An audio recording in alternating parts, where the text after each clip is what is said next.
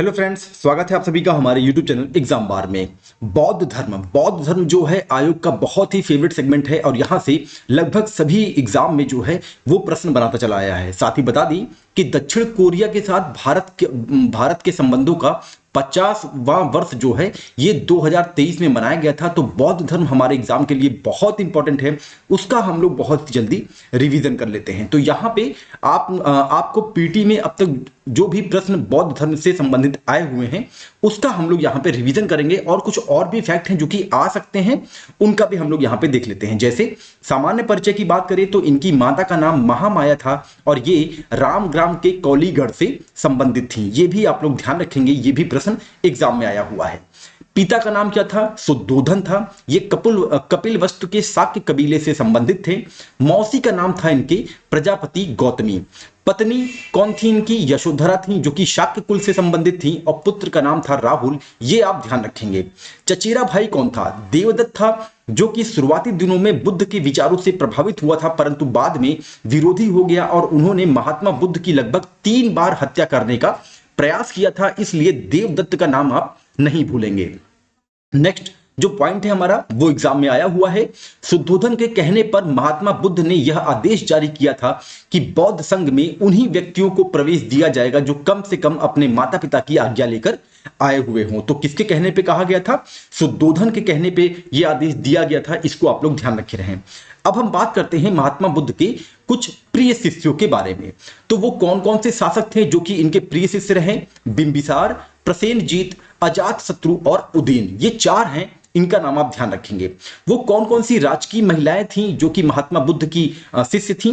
क्षेमा थीं, क्षेमा बिंबिसार की पत्नी थीं और मल्लिका ये प्रसेनजीत की पत्नी थीं। ये आप नाम ध्यान रखिएगा। निजी परिचारक कौन था? आनंद था जो कि इनका बौद्ध का जो है गौतम बुद्ध का शिष्य था।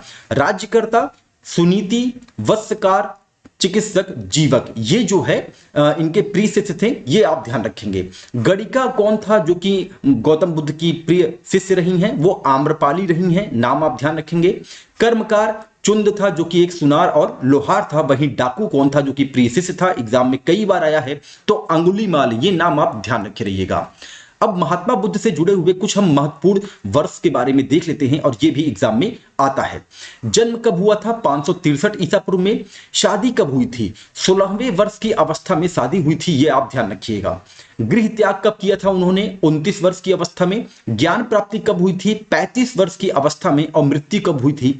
80 वर्ष की अवस्था में, 483 ईसा पूर्व। नेक्स्ट है, अब हम महात्मा बुद्ध के जीवन से जुड़ी हुई घटनाएं और उनके प्रतीक के बारे में बात करते हैं। ये एग्जाम में आया हुआ है। माता का गर्भ में आना, ये जो है हाथी का प्रतीक है। जन्म कमल के फूल का प्रतीक है। यौवन साड़ का प्रतीक है। गृह त्याग घोड़ा का। ज्ञान प्राप्ति पीपल वृक्ष। निर्वाण पद चिन्ह। प्रथम उपदेश चक्र प्रतीक है और महापरिनिर्वाण ये स्तूप प्रतीक है। ये जो है सूची 1 सूची 2 यानी कि लिस्ट 1 और लिस्ट 2 करके ये प्रश्न जो है बनाया गया था। इसको आप लोग ध्यान रखे रहिएगा। नेक्स्ट हम जो बात करने वाले हैं वो बात करने वाले हैं कि महात्मा बुद्ध के जीवन से जुड़े जो महत्वपूर्ण स्थल हैं। जैसे लुम्बिनी। लुम्बिनी महात्मा बुद्ध का जन्म स्थान था। महात्मा बुद्ध का जन्म साल वृक्ष के नीचे हुआ था। यह भी आप ध्यान रखेंगे। लुम्बिनी नेपाल की तराई में स्थित है और उत्तर प्रदेश के बस्ती जिला में ये स्थित है। सारनाथ, ये महात्मा बुद्ध ने यहाँ पे प्रथम उपदेश दिया था और ये ऋषि पत्तन के मृगदाव नामक उद्यान था। इसको अभी आप लोग ध्यान रखेंगे। राजगीर एक बहुत ही महत्वपूर्ण स्थल है जहां पे प्रथम बौद्ध संगीत हुई थी। वैशाली द्वितीय बौद्ध संगीत का आयोजन हुआ था और ये आम्रपाली का यहाँ पे आवास भी था।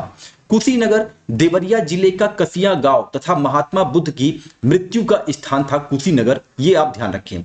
बोध गया, महात्मा बुद्ध को ज्ञान की प्राप्ति कहां पे हुई थी? बोध गया में हुई थी। श्रावस्ती, सर्वाधिक वर्षावाद, सर्वाधिक अनुयायी और सर्वाधिक उपदेश कहां पे दिया था? ये श्रावस्ती में दिया था। ये आप लोग ध्यान रखेंगे। संकरा या फिर जिसे हम संकीसा के नाम से जानते हैं, पांचाल जनपद में स्थित। ऐसा मान्यता है कि स्वर्ग से महात्मा बुद्ध यहीं पर अवतरित हुए थे। ये आप लोग ध्यान रखे रहिएगा। अब महात्मा बुद्ध के जीवन में प्रथम बार कौन कौन सी चीजें हुई थी और वो कौन कौन से व्यक्ति थे। जैसे प्रथम गुरु कौन थे, आलार राम थे, वैशाली में थे। उसके बाद जो है रुद्रक राम पुत्र जो है इनके गुरु बने, जो कि राजगृह में बने। तो ये आप ध्यान रख रहिएगा। पहला शिष्य कौन था, तपस्सु और मल्लिक, एग्जाम में आया हुआ है। तपस्सु और मल्लिक जो है इनके दो शूद्र बंजारे जो है ये पहले शिष्य थे बोधगया में। प्रथम उपदेश कहां पे दिया था, सारनाथ में एक पंचवर्गीय ब्राह्मण भिक्षु को दिया था, ये आप ध्यान रखेंगे। और पहली भिक्षुड़ी कौन थी, महाप्रजापति गौतमी पहली जो है भिक्षुड़ी थी, और उसके बाद नंदा और उसके बाद जो है यशोधरा भिक्षुड़ी बनती हैं, ये आप ध्यान रखेंगे। नेक्स्ट जो हम बात करने वाले हैं बौद्ध धर्म से स्थापत्य के बारे में। जैसे चैत्य क्या होता है, ये बौद्ध पूजा गृह है। विहार क्या होता है, बौद्धों का आराम गाह होता है। स्तूप क्या होता है, महात्मा बुद्ध या उनके प्रिय शिष्य के शरीरावशेष या उनके द्वारा प्रयुक्त सामानों को गाड़ कर उसके ऊपर किया गया अर्धगोलीय आकृति का निर्माण, यही जो है स्तूप कहलाता है, ये आप ध्यान रखेंगे। अब अशोक के द्वारा बौद्ध धर्म के प्रचार हेतु किसे कहां पे भेजा गया, यह भी एग्जाम में आया हुआ है, इसको हम लोग देख लेते हैं। जैसे श्रीलंका में अशोक ने किसको भेजा था, महेंद्र और संघमित्रा को। हिमालय में किसको भेजा था, मध्यम को भेजा था। यवन देश में अशोक ने किसको भेजा था, महारक्षित को भेजा था। महाराष्ट्र में किसे भेजा था, महादेव को भेजा था। मैसूर में। महाराष्ट्र में किसे भेजा था, सोन एवं उत्तरा महाधर्म रक्षित को महाराष्ट्र में भेजा था, ये आप ध्यान रखेंगे। नेपाल में किसे भेजा था, अशोक और उसकी पुत्री चारुमती को जो है नेपाल में बौद्ध धर्म के प्रचार के लिए अशोक भेजता है, ये आप ध्यान रखेंगे। बौद्ध धर्म में अब जो त्रिपिटक हैं, इससे भी प्रश्न एग्जाम में आया हुआ है। विनय पिटक है, सुत्त पिटक है और अभिधम्म पिटक है। तो विनय पिटक में भिक्षुओं और भिक्षुड़ियों के मठवासी जीवन पर लागू आचरण और अनुशासन के नियम का जो है पालन किया जाता है, ये आप ध्यान रखेंगे। सुत्त पिटक में बुद्ध की मुख्य शिक्षा या धम्म शामिल है। इसमें 5 निकायों या संग्रहों में इसको विभाजित किया गया है। जैसे दीघा निकाय, मध्यमा निकाय, संयुक्त निकाय, अंगुत्तर निकाय और खुद्दा का निकाय, ये आप 5 जो है निकाय भी आप लोग ध्यान रखे रहिएगा। अभिधम्म पिटक भिक्षुओं की शिक्षा विद्वतापूर्ण गतिविधि का एक दार्शनिक विश्लेषण और व्यवस्थीकरण है अभिधम्म पिटक, इसको भी आप लोग ध्यान रखें। नेक्स्ट हम जो बात करने वाले हैं वो बात करने वाले हैं बौद्ध धर्म के अष्टांगिक मार्ग के बारे में, और यहां से भी एग्जाम में प्रश्न आया हुआ है कि कौन सा नहीं है। तो 8 जो अष्टांगिक मार्ग हैं वो कौन कौन से हैं, सम्यक दृष्टि, सम्यक संकल्प, सम्यक वाणी, सम्यक कर्मांत्र, सम्यक आजीविका, सम्यक व्यायाम, सम्यक स्मृति और सम्यक समाधि, ये 8 हैं। ये आप नाम ध्यान रखें, एग्जाम के लिए इंपॉर्टेंट होगा। अब नेक्स्ट चलते हैं बौद्ध संगीतियों की ओर, और यहां से कई बार आप लोगों ने एग्जाम में प्रश्न देखा होगा, बहुत ही जल्दी हम इसका रिवीजन कर लेते हैं। पहली जो बौद्ध संगीति हुई थी ये 483 ईसा पूर्व हुई थी। सप्तपर्णी गुफा राजगृह में हुई थी। महाकश्यप इसके अध्यक्ष थे। अजात शत्रु जो है तब का जो है समकालीन शासक था। और प्रथम बौद्ध संगीत का परिणाम क्या हुआ था, प्रथम 2 पिटक का संकलन, सुत्त पिटक जिसमें बुद्ध के उपदेश मिलते हैं, तथा विनय पिटक जो कि बौद्ध संघ के नियम के बारे में बताता है, ये जो है इसका परिणाम निकल के आया था। दूसरी जो बौद्ध संगीत हुई थी ये 383 ईसा पूर्व में हुई थी। कहां हुई थी, वैशाली में हुई थी। अध्यक्ष कौन था, साबक मीर था। और समकालीन शासक कालाशोक था जो कि शिशु नागवंशी था, ये आप लोग ध्यान रखें। और इसका परिणाम क्या निकला था दूसरी बौद्ध संगीत का, कि बौद्ध धर्म का प्रथम विभाजन स्थिरवाद और थेरवाद तथा महासांगिक या आचर्यवाद जैसे 2 शाखाओं में विभक्त हो गया था। तो पहला जो विभाजन हुआ था वो दूसरी बौद्ध संगीत में हुआ था, ये आप लोग ध्यान रखेंगे। तीसरी जो बौद्ध संगीत है ये 251 या 253 ईसा पूर्व में, या तो कहीं कहीं आप लोग 250 भी पढ़े होंगे या 255 भी पढ़े होंगे। तो ईयर पे बहुत ज्यादा फोकस मत रहिएगा, क्योंकि आयोग जो है अब वो भी अपने आप को ईयर में बचाता है।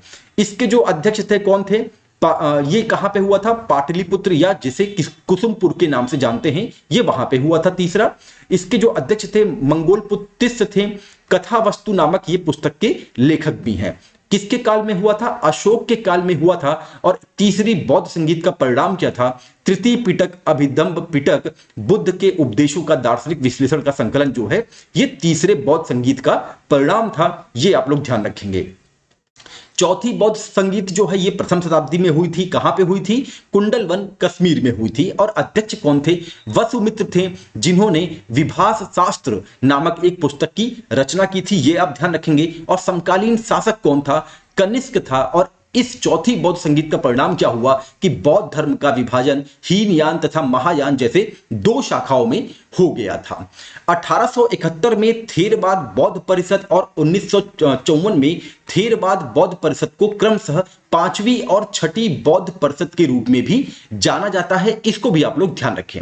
तो ये तो आप लोगों ने अभी तक जितने भी बौद्ध धर्म से प्रारंभिक परीक्षा में प्रश्न आए थे विभिन्न एग्जामों में, उसका आप लोगों ने बहुत ही जल्दी रिवीजन किया। और समकालीन शासक का एक ट्रिक है, वो ट्रिक क्या है? ए के यानी कि अजातशत्रु, कालाशोक, अशोक और कनिष्क। तो ये ऐसे एक ट्रिक है, इसको आप लोग ध्यान रखे रहिएगा। और यहां पे जितने भी प्रश्न अब तक एग्जाम में आए हैं उसका आप लोगों ने केवल और केवल 10 मिनट में रिवीजन किया है। और बौद्ध धर्म आपके एग्जाम के लिए बहुत इंपॉर्टेंट है, ये आप ध्यान रखे रहिएगा। अगर ये सेशन एग्जाम के पॉइंट ऑफ व्यू से इंपॉर्टेंट लगा हो तो अपने दोस्तों के साथ शेयर जरूर करें। और एग्जाम को मात्र अब केवल एक दिन शेष है, यानी कि कल सैटरडे है, उसके बाद संडे को आपको एग्जाम है। तो आप एकदम टेंशन फ्री रहिए, आपने पढ़ा है इसीलिए आपको जो है घबराहट हो रही है। ठीक है, चलिए मिलते हैं अपने अगले कंटेंट के साथ। तब तक अपना ध्यान रखें। नमस्कार, जय हिंद, जय भारत।